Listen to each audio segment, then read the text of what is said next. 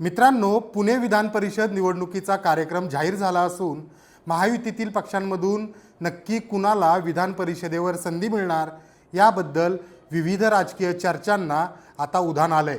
त्यामध्ये प्रामुख्याने राष्ट्रवादी काँग्रेस पक्षाकडून माजी आमदार विलास लांडे यांना संधी दिली जाणार की माजी विरोधी पक्षनेते विठ्ठल उर्फ नाना काटे यांना उमेदवारी मिळणार याबाबत विविध तर्क आता लढवले जात आहेत।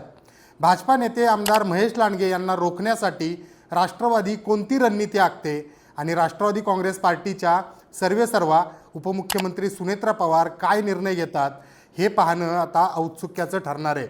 याबद्दलच आजच्या या व्हिडिओच्या माध्यमातून आपण जाणून घेणार आहोत।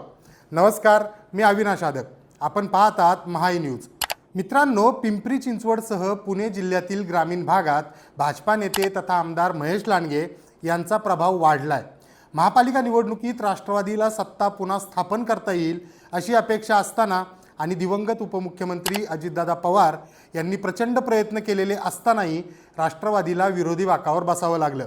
पिंपरी चिंचवड शहरातील ही निवडणूकच मुळात अजितदादा विरुद्ध महेशदादा अशी झाली। आता आगामी 2029 मध्ये होणाऱ्या विधानसभा निवडणुकीच्या पार्श्वभूमीवर जिल्ह्यातील भाजपाचा प्रभावी चेहरा असलेल्या महेश लांडगे यांना रोखण्यासाठी अर्थातच डॅमेज करण्यासाठी पिंपरी चिंचवडमधून माजी आमदार विलास लांडे किंवा माजी विरोधी पक्षनेते विठ्ठल उर्फ नाना काटे यांना विधान परिषदेवर संधी देण्यात येईल अशी चर्चा आहे। विशेष म्हणजे विधान परिषदेवर काम करणाऱ्या नेत्याला पुणे, पिंपरी चिंचवड आणि ग्रामीण भागातील राष्ट्रवादीची विस्कळीत झालेली घडी बसवण्याची जबाबदारी सोपवण्यात येणार आहे। त्यासाठी लांडे आणि काटे समर्थकांनी आपापल्या परीनं लॉबिंगही केलंय। मित्रांनो, नुकतीच स्थानिक स्वराज्य संस्थांच्या विधान परिषदेच्या 17 जागांसाठी निवडणूक जाहीर करण्यात आली। विधान परिषदेसाठी दिनांक 18 जून रोजी मतदान तर 22 जून रोजी मतमोजणी होणार आहे। निवडणुकीसाठी अर्ज भरण्याची शेवटची तारीख 1 जून असून 2 जून रोजी अर्जांची छाननी केली जाईल, तर अर्ज माघारीची मुदत ही 4 जूनपर्यंत असणार आहे। राष्ट्रवादीचे विद्यमान शहराध्यक्ष तथा नगरसेवक योगेश बहल यांना पार्टीनं शहराध्यक्ष, नगरसेवक, स्थायी समिती सभापती, सत्तारूढ पक्षनेता, महापौर, विरोधी पक्षनेता अशा सर्व पदांवर संधी दिली आहे। प्रदीर्घ अनुभव असताना सुद्धा योगेश बहल पक्षाला सत्तेत आणू शकले नाहीत। किंबहुना बहल यांच्यामुळे शहर राष्ट्रवादीत स्थानिक गाववाला आणि बाहेरगावचा असा संघर्ष कायम राहिला आहे।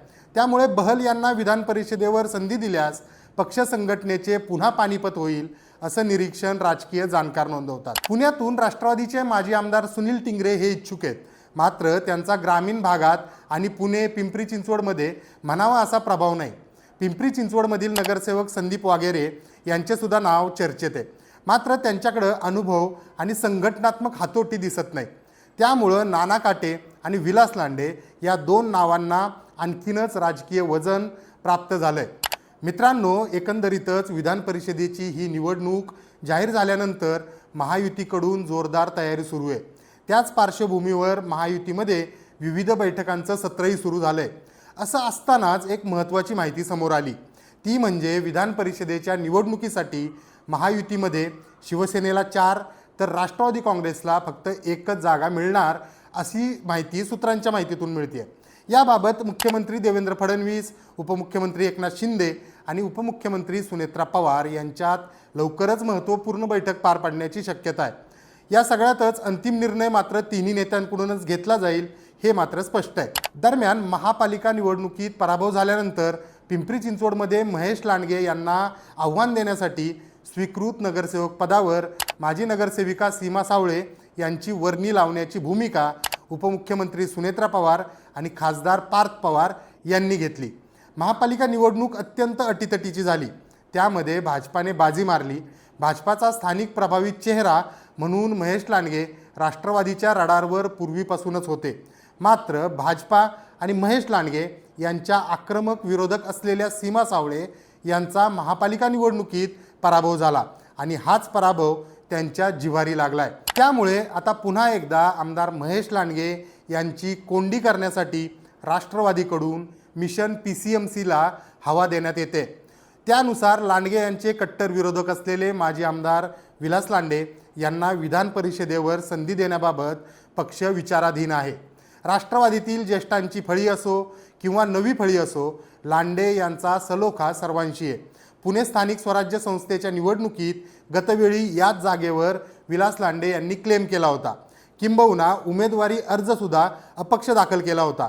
मात्र अजितदादांच्या सूचनेनंतर त्यांनी अखेरच्या क्षणी माघार घेतली आणि अनिल भोसले आमदार झाले. आता लांडे यांना संधी मिळाल्यास एक अनुभवी मराठा चेहरा पक्षाला पुणे जिल्ह्यात बळकटी देऊ शकतो, ही विलास लांडे यांच्यासाठी जमेची बाजू ठरणार आहे.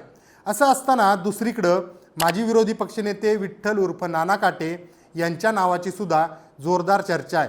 दिवंगत अजितदादा पवार यांचे अत्यंत विश्वासू सहकारी म्हणून विठ्ठल उर्फ नाना काटे यांची ओळख आहे. अजितदादांचा दौरा शहरात असेल तर त्यांच्या गाडीमध्ये हमखास नाना काटे दिसणार असे चित्र आहे. तशी जवळीक आणि विश्वास नाना काटे यांनी खासदार पार्थ पवार यांच्यासोबत सुद्धा कायमच ठेवला. पार्थ यांच्या सोबतीला नाना काटे सावलीसारखे दिसतात.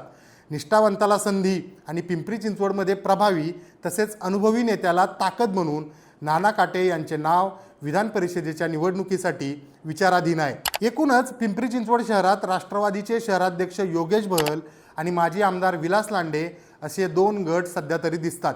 त्यामुळं या 2 गटांच्या रस्सीखेचमध्ये पक्षाचे राजकीय नुकसान होते. या उलट नाना काटे यांनी गटातटाच्या राजकारणाला कधीच थारा दिला नाही. अजित पवार यांच्याशी निष्ठा आणि पार्थ पवार यांच्या नेतृत्वाला साथ अशी त्यांची राजकीय भूमिका, हीच नाना काटे यांची जमेची बाजू आहे. असो, हे सर्व काही खरं असलं तरी संधी कुणाला द्यायची याचा फैसला आता उपमुख्यमंत्री सुनेत्रा पवार आणि पार्थ पवार हेच करणार आहेत. त्यामुळं नक्की विधान परिषद निवडणुकीच्या उमेदवारीची लॉटरी कुणाला लागतंय हे पाहणं औत्सुक्याचं ठरणार आहे. याबाबत आपण आपलं मत आम्हाला कमेंट करून नक्की कळवा. अशा महत्त्वपूर्ण राजकीय सामाजिक विश्लेषणं जाणून घेण्यासाठी महाई न्यूजला फॉलो करा. पाहत राहा महाई न्यूज टू द पॉइंट. धन्यवाद. पाहत रहा महा ई न्यूज, लढाई सत्याची, लोकशाहीच्या हक्काची.